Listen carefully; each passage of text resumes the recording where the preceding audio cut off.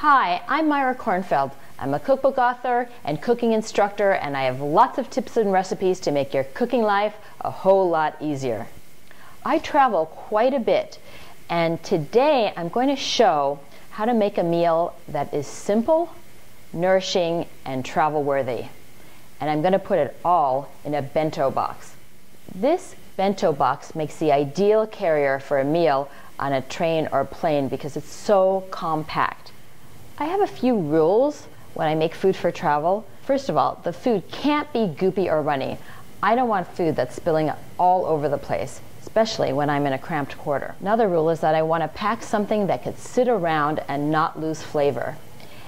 You know, when you're traveling at 30,000 feet, your taste buds don't work so well. Food tastes kind of chalky, so I want something that's going to really hold up.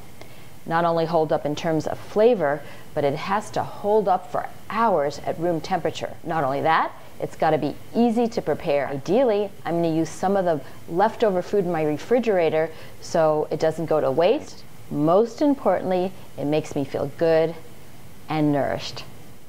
I'm starting with a piece of smoked salmon. This is thick roasted smoked salmon, and I'm building a meal around this. One thing that I like to pack are purple potatoes. They're much more nutritious than the white variety, and they pack beautifully. And I have some boiling water by my side, and I'm going to cook these until they're tender. In they go into my pot of boiling salted water. They're going to take about 7 or 8 minutes to cook. I have here an ice bath ready for my potatoes to stop the cooking, and they are ready. So in they go. Now I'm going to use the same water to blanch a few string beans as well.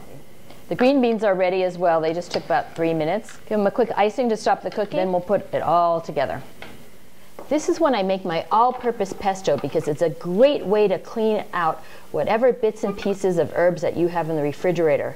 Now, my combination today is scallions, sorrel, parsley, and dill. Now I'm adding, I happen to have walnuts, I'm adding a teaspoon of miso. It's going to be delicious on my fish, and I want to make this a cheeseless pesto. 1 clove of garlic, a little salt, 1/3 cup of olive oil, 2 tablespoons of lemon juice. Stop one time to scrape down the sides. Here's the stuff that I'm not taking.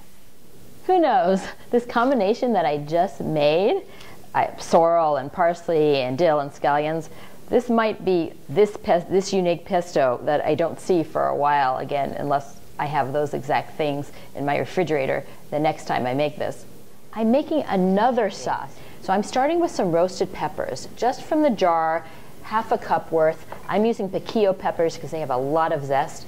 And I'm adding a little bit of salt and a clove of garlic, a tablespoon of vinegar. Sherry vinegar, apple cider vinegar are all really great. A few tablespoons of olive oil, just a tad, like 1/2 teaspoon of honey, just to balance it.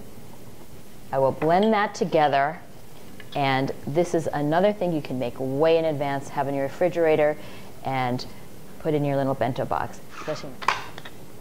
So the pesto is going to taste really delicious on the salmon and the green beans and the potatoes, and this red pepper sauce will as well.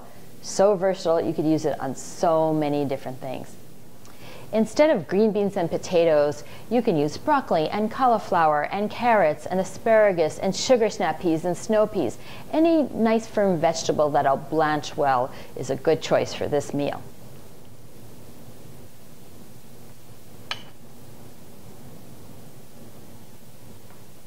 So here's my tasty travel meal.